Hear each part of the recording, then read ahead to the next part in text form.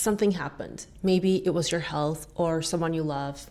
Maybe it was an exam, a big project, or a move, something that needed your full attention, and you gave it that. You put your other goals on pause and you focus on that one thing. And yet, here you are feeling like you failed. And you wonder, why is everyone else able to do so many things at once, but not me? And you start to feel like maybe you don't really deserve to achieve all of your other goals. Because if you really wanted them enough, you would have found a way to do it all. And that feeling isn't just uncomfortable, it's paralyzing because now you want to get back to it, but the shame and the guilt are so loud and intense that you just can't seem to move forward. You are stuck between knowing that you did the right thing and feeling like you didn't. If that is where you are right now, this video is for you. The thing is, you know you did the right thing. That is not the problem here. The problem is, even though you know you made the right call, that is still not enough to silence all of the shame and the guilt that you're feeling. Because that shame and guilt aren't coming from you, they're coming from a belief that you absorbed somewhere along the way. And that belief is so embedded that even a valid reason isn't enough to silence it. And I want you to know that there is nothing wrong with you, but the standard that you've been measuring yourself against was never yours to begin with. And once you see it, you won't be able to unsee it and everything will start to look different. Hi, I'm Melissa. I'm a GP and I'm a certified attachment coach. I want to share a personal story with you just because I think it will help put everything that I'm going to say into context. A few weeks ago, I had to stop posting on this channel for about a month. I had a big exam that I had to prepare for. And in the beginning, I thought I was going to be able to do both. But as I started studying, I realized that trying to do everything at once wasn't going to serve either thing well. So I made a decision to fully dedicate myself to the exam and then come back to YouTube afterwards. In the beginning, I felt a little guilty, but that passed quickly because I knew I had made the right choice. What stayed a little longer was the anxiety. Every time that I would think about my channel, about the fact that I had stopped, that time was passing, I would start to feel it in my chest, this tightness, this difficulty breathing. The fear that stopping would permanently set me back. And what I would do in those moments was I would sit with myself, I would breathe deeply, and then I would just have a conversation with myself. Remind myself that that wasn't actually true. Nothing is set in stone. And I want to be honest with you, a few years ago, this wouldn't have been my reaction. Maybe I wouldn't even have started posting on YouTube after the exam.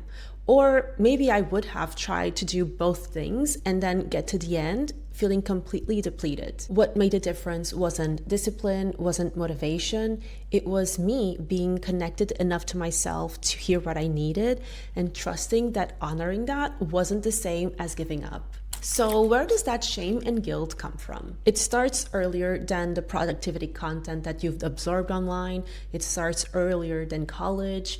It starts with something that most of us weren't taught, which is how to trust ourselves. Growing up, we learn to listen to our parents, to our teachers, to our elders. And don't get me wrong, that is really important, especially as we are growing up and we are still learning about the world. But most of us weren't taught the other half of that. How to listen to ourselves, how to listen to our own wisdom, not because the people around us didn't want to teach us, but because most of them were never taught it either. They did the best they could with what they had. So we grew up deferring to outside authority and we got really good at it. And then we step into college, into the working world, into the internet, and we hear this very loud, very confident message that success requires suffering. That if you really want something, you push through no matter what. That rest is something that you earn, not something that you need. And because we were never taught to trust ourselves as the authority in our own lives, we don't even question it. We may think, well, who am I to think that I know better, right? If everybody else thinks that, then that must be right. And so the belief gets reinforced without you even noticing it. And here is what makes it so hard to shake, even when you have a valid reason to pause, even when you know you made the right call. Because underneath that shame isn't just, oh, I didn't work hard enough. Underneath it, there's something a little bit scarier. The fear that if you trust yourself and it doesn't work out, people will see. They will think that you weren't capable enough, that you weren't disciplined enough, that you were not committed enough. And that thought that other people might think about you feels like proof that is true. But here's what I want you to really hear. Other people's conclusions about you are not the truth about you. What someone else thinks about your life when they look at it from the outside, that is their interpretation, filtered through their own beliefs, their limitations, and their wounds. It's not a verdict on who you are. And once you see that, like really see that, you get back the authority over your own life. So let's talk about the alternative, because I think that part of what makes it so hard for you to give yourself permission to pause is the belief that pushing through is always the stronger choice, that it's what committed, serious people do. But I want to offer you a different way of looking at it. When you push through at all costs, when you refuse to pause even when everything in you is asking for it, you don't arrive at the other side intact.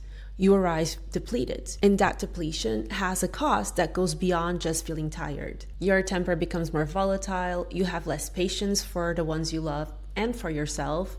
The small joys of your everyday start to disappear. And your goals, the ones you were pushing so hard for, start to feel completely out of reach or completely meaningless. And that doesn't happen because they stop mattering to you. It's just that you have nothing left to bring to them. And then you are forced to pause anyway. And maybe for longer than you would have needed if you had listened to yourself earlier. So the thing you were trying to avoid, the pause, the stopping, the feeling of falling behind becomes inevitable. Pushing through at all costs isn't discipline, it's fear dressed up as ambition. It's the belief that you have to prove your commitment through suffering, that rest has to be earned, that pausing means that you didn't want it enough. But none of that is true. That's just what we were taught. Real commitment isn't about how much you can endure. It's about how well you take care of the person that is doing the work. And sometimes taking care of that person means stopping, breathing, giving yourself what you actually need, so that when you come back, you actually have something to give. On that note, if you have a hard time staying connected to your inner wisdom, I made a guide that will help you with that. It's free and the link is down below. Now, what does it actually look like to stay connected to yourself, not in theory, but in practice on an ordinary day? I think that there are two parts to this, the body and the mind. When I am connected to myself, I feel grounded in my body. I feel my emotions, they flow. There is this sense of ease, not necessarily happiness, but ease. And I have learned to notice when I've drifted. For me, one of the first signs is my breathing. It becomes shallower. My body starts to tense, like it's bracing against something. Sometimes in a conversation, I notice that I have started physically inclining towards the other person, and that is my signal. Not that there's anything wrong with inclining towards the other person, but for me, that is a sign that I have started prioritizing their experience instead of my own, that I have left a little bit of myself behind. Your signals might be different, but we all have them. We were just never taught to listen to them, to pay attention to them. And then there's the mind. When I'm connected to myself, I am aware of my thoughts. When I'm disconnected, my mind feels foggy, like there are too many thoughts, too fast. It's hard to grasp them. And when I notice any of this happening, the shallow breathing, the tension, the fog, what I do is simple. I take 3 to 6 deep breaths. That's it.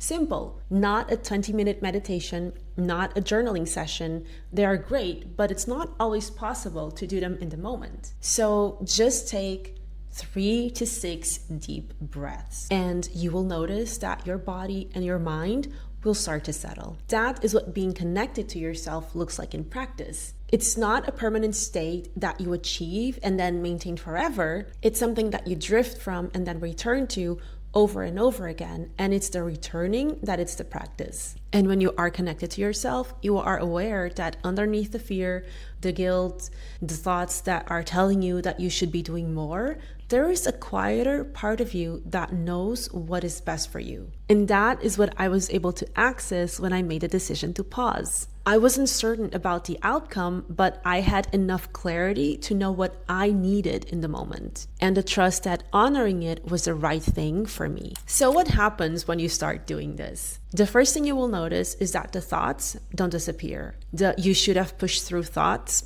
will still come, but you will experience them differently. They're not going to be this wall. They're just going to be something that is there.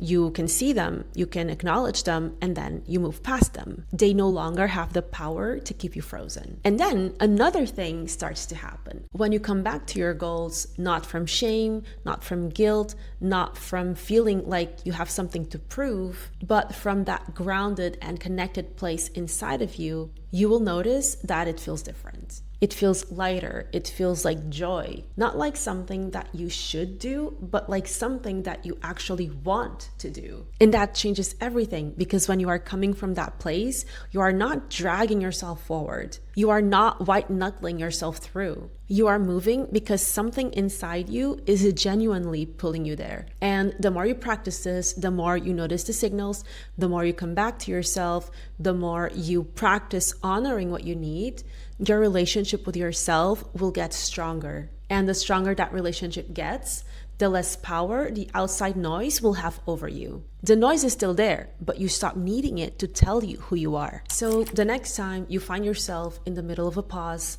when the thoughts are loud and the shame and guilt are really heavy and you just can't seem to move forward, try coming back to yourself. Notice your breathing. Notice where your body is holding tension. And then from that quieter place, ask yourself, what do I think is actually right for me here? Not what everyone else would do, not what the productivity gurus say you should do, but what do I think is best for me? And then honor that, even if it's scary, even if the other thoughts come. Honor that and then notice what happens. Because the more you do that, the more you come back to yourself, listen to yourself, follow through, the stronger your relationship with yourself becomes. And like I said before, the stronger your relationship is with yourself, the less you need the outside world to tell you whether you are doing it right. The thoughts will still come, but they won't dictate your life. And if you've ever had a day where one small thing completely derailed you and you found yourself snapping at people that you love and wondering why you react that way, watch this next video, because it's going to show you exactly what's happening underneath that reaction and what you can actually do about it.